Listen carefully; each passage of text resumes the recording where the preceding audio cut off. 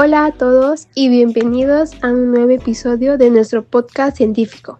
Hoy vamos a sumergirnos en el mundo de los alimentos para hablar de una biomolécula que literal nos construye y le da forma a lo que comemos. ¿Alguien tiene idea de cuáles son? Así es, son las proteínas. Bueno, este podcast está conformado por Roberto, Donovan, Sebastián, Abdiel y su servidora Alejandra. ¿Qué tal a todos?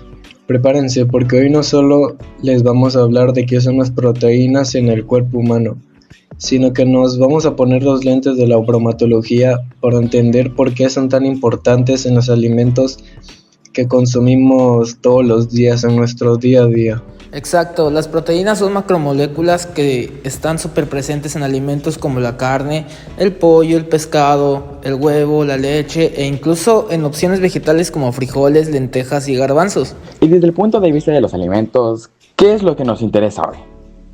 ¿Que son fundamentales? ¿Que no solo nos nutren?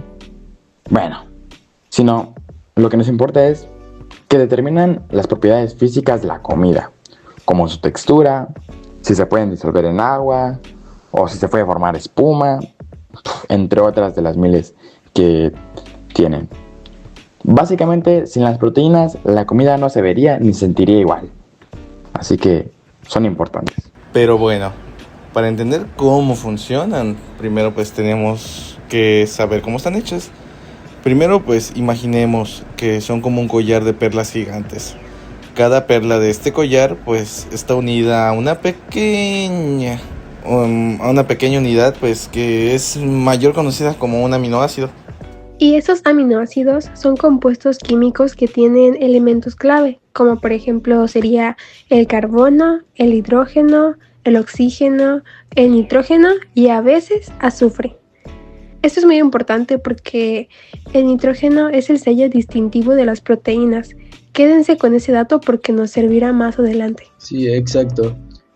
Al igual que estos aminoácidos se agarran de las manos mediante algo que llamamos enlaces peptídicos, formando cadenas larguísimas llamadas polipéptidos, en las cuales existen 20 aminoácidos principales. Algunos el cuerpo los produce, pero hay otros que son más esenciales, que a fuerza tenemos que conseguir comiendo diferentes alimentos. Ahora, este collar no se queda estirado, tiene niveles de organización. La estructura primaria es literal el orden de las perlas. Luego en la estructura secundaria la cadena empieza a enrollarse como un resorte o a doblarse como un acordeón. Después pasa a la estructura terciaria, donde se hace una bola tridimensional.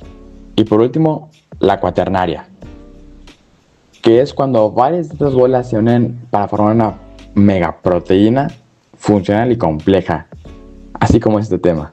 Bueno, ya que sabemos cómo son por dentro, hablemos de lo que hacen en la cocina y en la industria, ¿no? Pues investigando un poco sobre cómo reaccionan, nos dimos cuenta de que tienen propiedades bromatológicas increíbles. Dos de las más importantes son la coagulación y la gelificación. Empecemos con la coagulación. Esto pasa cuando las proteínas sufren un proceso llamado desnaturalización.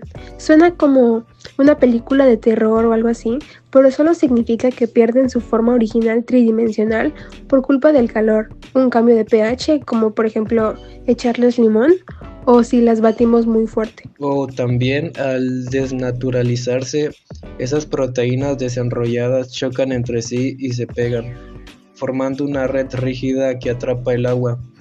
A esto es lo que le llamamos la coagulación. Y la otra propiedad estrella es la gelificación. Es parecida, pero aquí las proteínas forman redes tridimensionales mucho más ordenadas que atrapan muchísima agua. Esto genera una textura que es firme, pero flexible y temblorosa.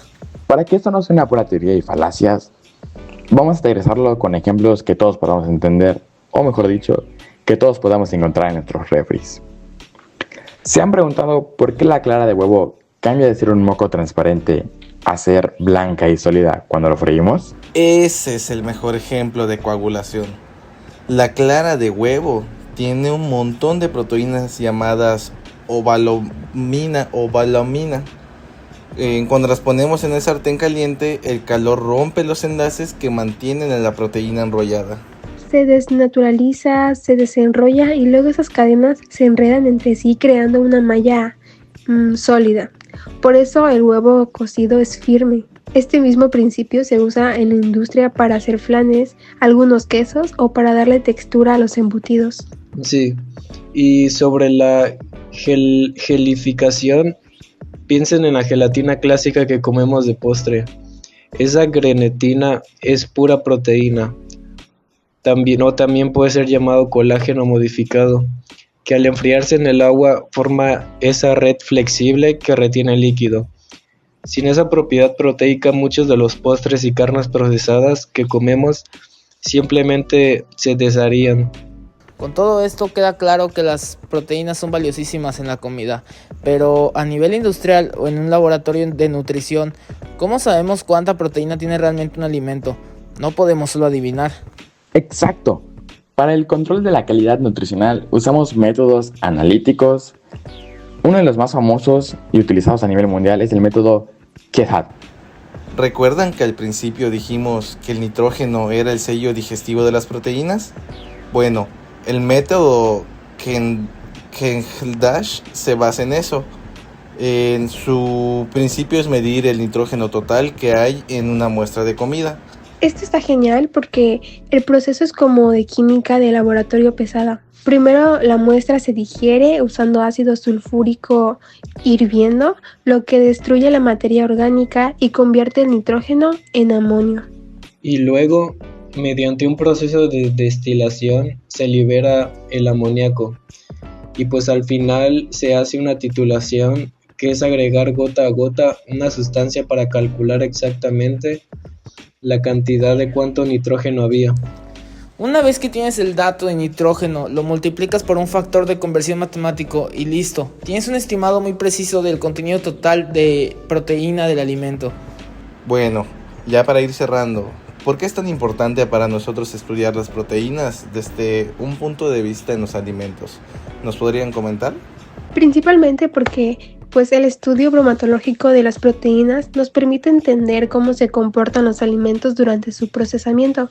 Y esto es muy interesante y muy importante, no solamente para el área nutricional o el área de la salud, sino también sirve en el área de por ejemplo, la ingeniería en alimentos, que esto ayuda a la industria a crear productos con mejores texturas, más seguros y visualmente agradables. Sí. Y también además evaluar la calidad de las proteínas es muy importante. Es indispensable para el desarrollo de nuevos productos alimenticios, asegurándonos de que realmente aporten el valor nutricional que prometen para las personas que la consumen. En conclusión, las proteínas son mucho más que los ladrillos de los músculos. Son las arquitectas de la textura y calidad de lo que comemos todos los días. Comprender su estructura y sus reacciones químicas nos da el poder de mejorar nuestra alimentación. Ha sido un viaje interesantísimo, desde la molécula hasta el plato. Espero que ahora cada mañana vean su huevo frito y lo vean con muchísimo más respeto científico. Gracias por escucharnos y acompañarnos en este análisis bromatológico. Que tengan buena tarde. Hasta luego.